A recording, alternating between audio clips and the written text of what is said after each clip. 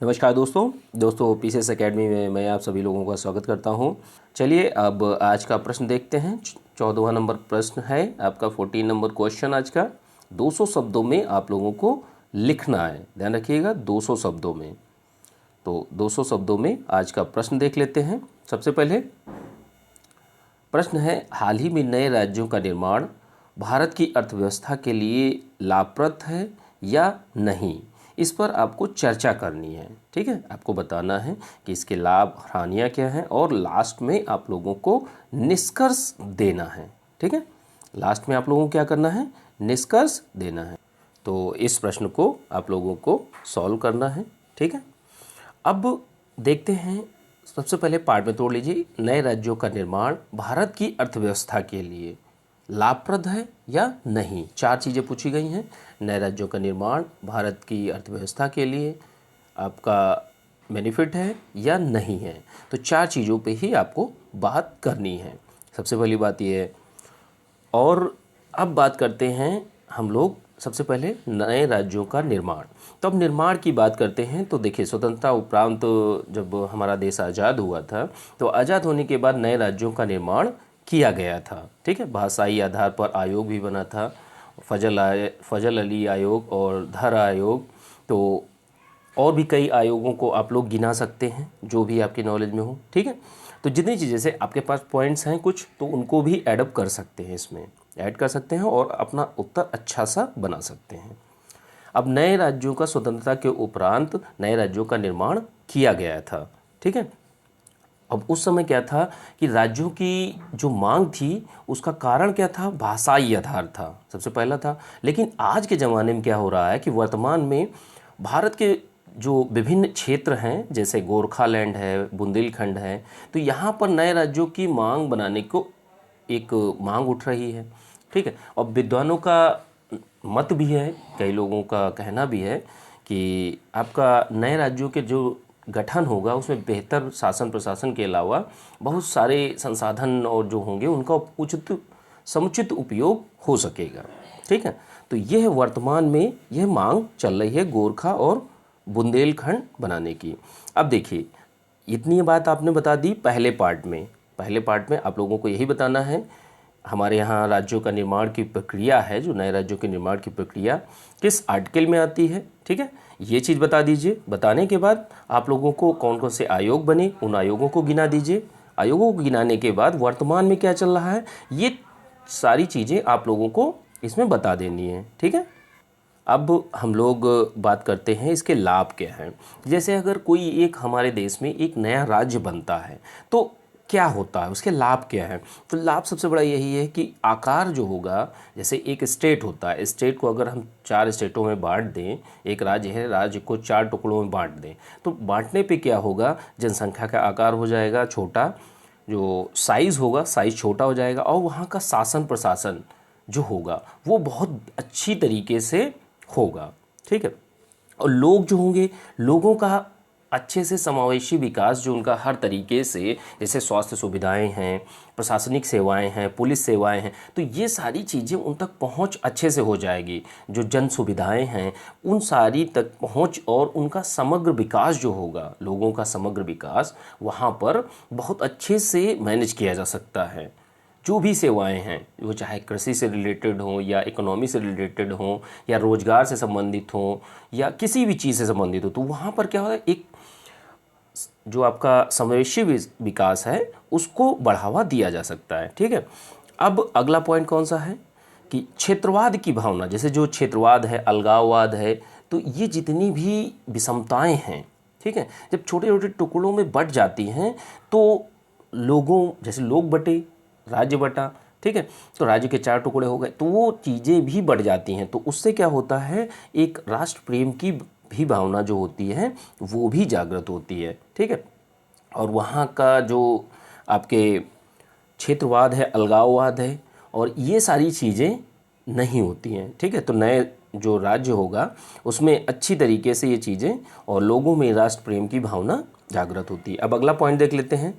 शासन की योजनाएं जो होती हैं, जैसे केंद्र सरकार है या राज्य सरकार है, जो भी चला रहे हैं, ठीक है, तो उन तक पहुंच अच्छे से हो जाती है। जैसे आयुष्मान भारत है और मोहल्ला क्लिनिक है, बहुत सारी योजनाएं, वो चाहे इंश्योरेंस की योजनाएं हों या आपकी एग्रीकल्चर से संबंधित हों या बैंकिंग की सेवाएं हों, सारी चीज़ों की पहुंच, और केंद्र सरकार की हो चाहे स्टेट की हो चाहे प्राइवेट हो, सभी प्रकार की सेवाओं का वितरण बहुत आसानी से हो जाता है। आप सोच के देखिए कि अगर आपको एक कमरे की सफाई करनी हो या एक कमरे को व्यवस्थित करना हो तो आपको आसान होगा। अब कह दिया जाए कि आप पूरा एक 10 कमरों का एक रूम है, अब पूरे को मैनेज करना है, तो वो प्रॉब्लम होती है वहाँ पे।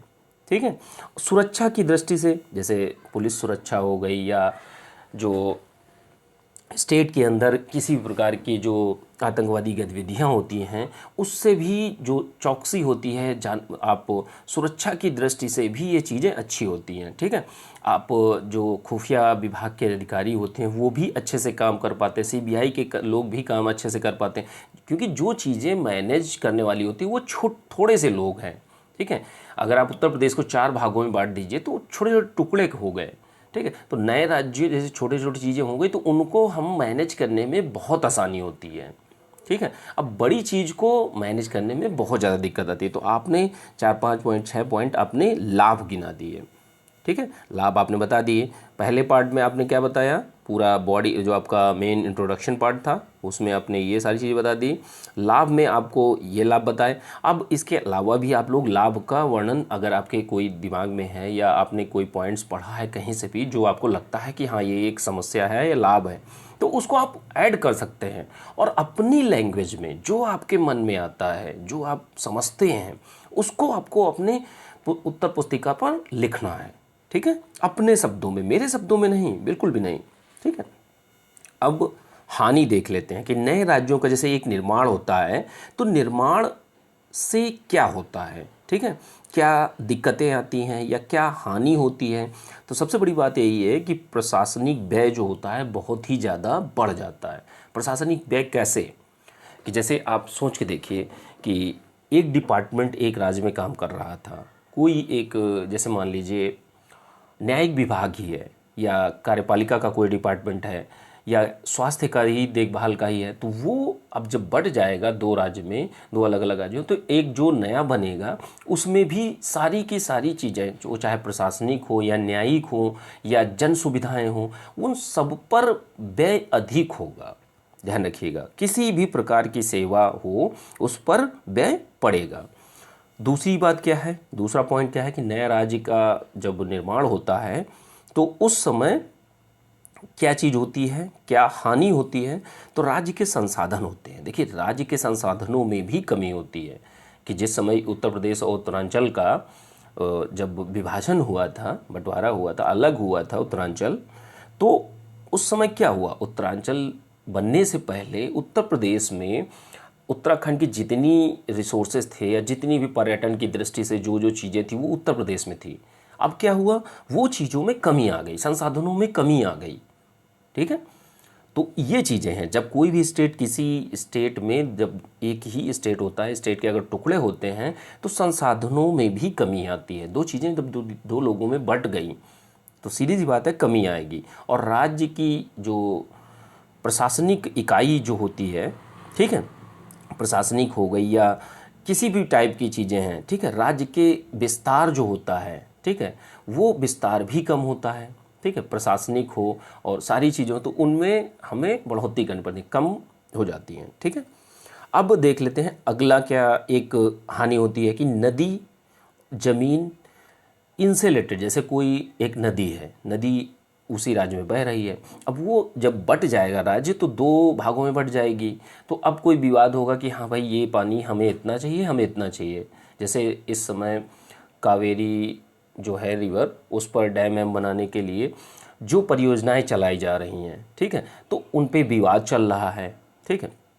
तो ये सारी चीज़ें हैं, आप लोगों को जैसे नदी पर जो भी विवाद है जिस स्टेट में, तो आप उसको मेंशन कर सकते हैं। ठीक है। उसको बता दीजिए आप। ज़मीन से रिलेटेड जैसे कोई भी समस्या है, जैसे मान लिया एक बड़ा सा क्षेत्र है जो उस राज्य के अंदर आता है, अब वो जब 2 लोगों में बटेगा जाके तो उसमें भी विवाद उत्पन्न होता है। ये हानि होती है एक नए राज्य के निर्माण में। ठीक है। अब क्या होगा कि जो राज्य निर्माण होता है, राज्य निर्माण ये देखना ज़रूरी होता है कि ये कहीं राजनीतिक लाभ के लिए तो नहीं किया गया है। अगर राजनीतिक लाभ के लिए किया गया होगा तो फिर ये समस्या खड़ी हो जाएगी। ठीक है, तो ऐसा नहीं होना चाहिए। ठीक है, अब लास्ट में आप लोगों को निष्कर्ष बताना है। देखिए, मैंने लाभ और हानि दोनों बताए हैं। इसमें मैंने ये नहीं बताया है कि मैंने अपनी तरफ से पूरा किया है, लेकिन अगर आपको लगता है कि कुछ और पढ़ सकता है तो इसमें आप बिल्कुल बेशक डाल सकते हैं। ठीक है, निष्कर्ष में क्या बताना है कि नए राज्यों का निर्माण क्या सही है या क्या गलत है। तो देखिए, इसमें सकारात्मक और नकारात्मक दोनों हैं, लेकिन नए राज्य जो बनना चाहिए वो आवश्यकता अनुसार बनना चाहिए। ठीक है, क्या ज़रूरत है, अगर आपको ज़रूरत समझ में आती है, सरकार को ज़रूरत समझ में आती है, लोगों को ज़रूरत समझ में आती है कि एक नए राज्यों का निर्माण इस राज्य के लिए बहुत अच्छा है, क्योंकि यहाँ पे क्षेत्रवाद और अलगाववाद, नक्सलवाद, ये सारी समस्याएं बहुत ज़्यादा हैं, तो इन चीज़ों में फिर आपको नया निर्माण कर लेना चाहिए, नए राज्य का निर्माण करना चाहिए। ठीक है, और एक चीज़ अच्छी होनी चाहिए कि राज्य के लोगों से एक बार वोटिंग ज़रूर करवाई जानी चाहिए। तो ये आप निष्कर्ष में ज़रूर बताइए कि जो अच्छे अच्छे पॉइंट हैं कि किस आधार पर होना चाहिए। सकारात्मक और नकारात्मक तो दोनों चीज़ें हैं, लेकिन जो बेसिस होना चाहिए वो किस आधार पे होना चाहिए, ये आपको बताना बहुत ज़रूरी है। और लोगों से ओपिनियन ज़रूर लेना चाहिए कि क्या राज्य का बंटवारा सही है या क्या गलत है। जब आप 50 लोगों से, जैसे मैंने आज ही आप लोगों से एक ओपिनियन लिया है कि व्हाट्सएप ग्रुप के लिए क्या करना चाहिए, किस तरीके से क्या चलाना चाहिए, कोई आइडिया दीजिए मुझे कि जिससे कोई अगला व्यक्ति किसी के साथ कुछ गलत ना कर सके। ठीक है, क्योंकि गलत होगा वो मुझे बहुत गलत लगता है, ध्यान रखिएगा। तो दोस्तों, यही क्वेश्चन का निष्कर्ष था। आप लोग अच्छे से इस प्रश्न को लिखिए अपने शब्दों में। ठीक, निष्कर्ष जो भी मैंने बताया है और इसमें एडअप करके आप लोग बता सकते हैं क्या क्या किस तरीके से अर्थव्यवस्था के लिए नए राज्यों का निर्माण अर्थव्यवस्था के लिए लाभप्रद है या हानि है। ठीक है, तो ये सारी चीज़ें आपको बतानी है। चलिए आगे देखते हैं। अगला क्वेश्चन है, एक दिन में हम लोग 2 प्रश्न देखते हैं। ठीक है, तो 2 प्रश्न हैं और दूसरा प्रश्न अब हम लोग देखते हैं। दूसरा प्रश्न कौन सा है आपका? दूसरा प्रश्न है आपका, भारत में सभी के लिए स्वास्थ्य प्राप्त करना एक चुनौती है। आपको चर्चा करनी है और इसके जो उपाय हैं उसको आपको बताना है। ठीक है, तो इसके उपाय भी आप लोगों को बताने हैं। चलिए स्टार्ट करते हैं। भारत में सभी के लिए स्वास्थ्य प्राप्त करना एक चुनौती है, इस पर चर्चा करनी है और इसके उपाय भी बताने हैं।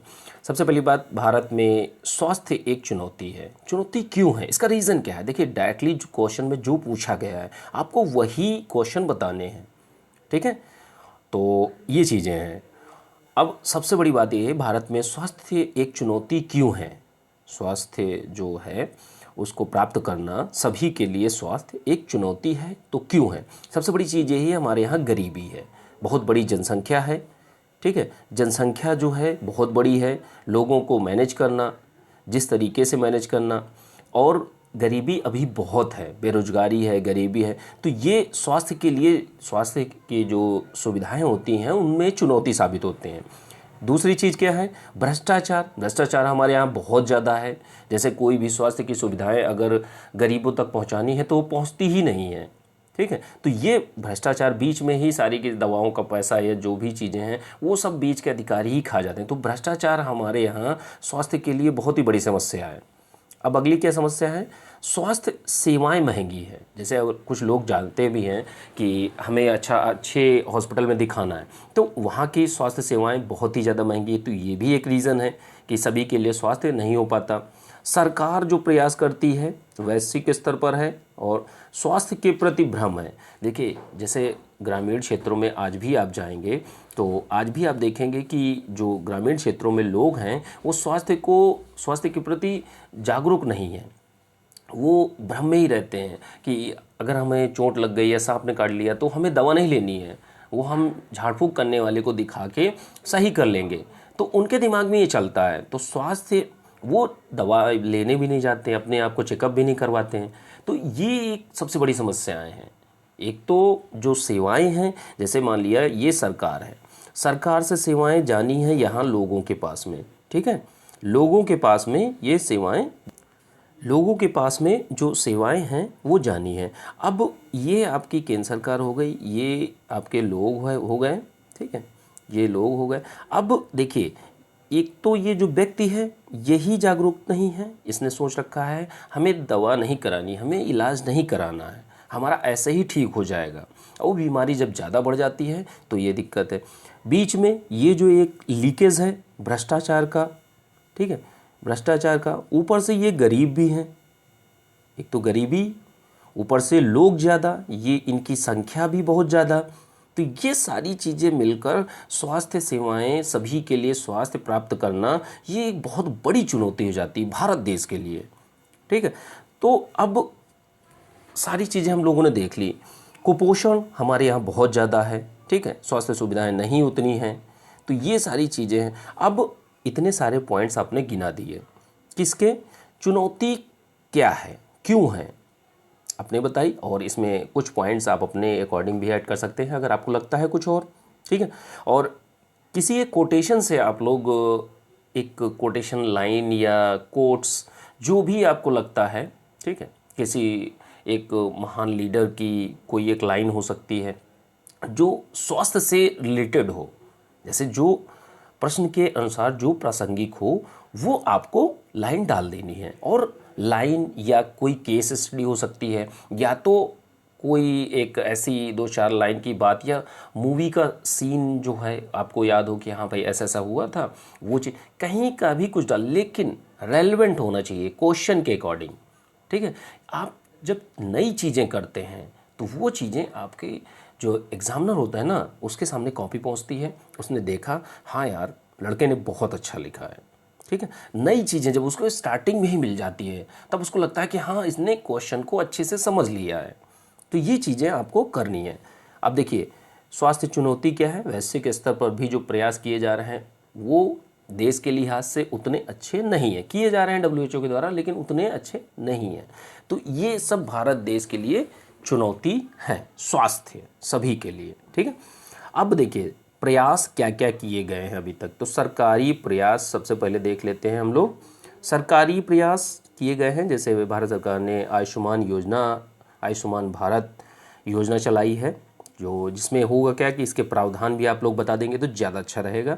जैसे दवाएं सेवाएं जितनी भी हैं, तो नैसर्गिक जितनी भी दवाएं होती तो वो आपको फ्री में मिलेंगी, मुफ्त में मिलेंगी, और जो मातृत्व देखभाल होती है तो वो भी आपकी फ्री में ही होगी, और 1.5 लाख स्वास्थ्य केंद्रों की स्थापना की जाएगी। तो ये है आपका आयुष्मान भारत। अब अगली योजना कौन सी है, ये 2-3 योजनाएं गिना देने से आपका प्रश्न बहुत अच्छा हो जाता है, ठीक है। आप फैक्ट के साथ बात कर रहे हैं, ठीक है। तो प्रधानमंत्री जन आरोग्य योजना के बारे में कि जैसे 10 करोड़ चयनित परिवारों के स्वास्थ्य व्यय को, जो स्वास्थ्य बीमा है उसको दिया जाएगा, और गरीब लोगों के लिए जो स्वास्थ्य व्यय है उसमें कमी लानी आएगी इस योजना से, ठीक है।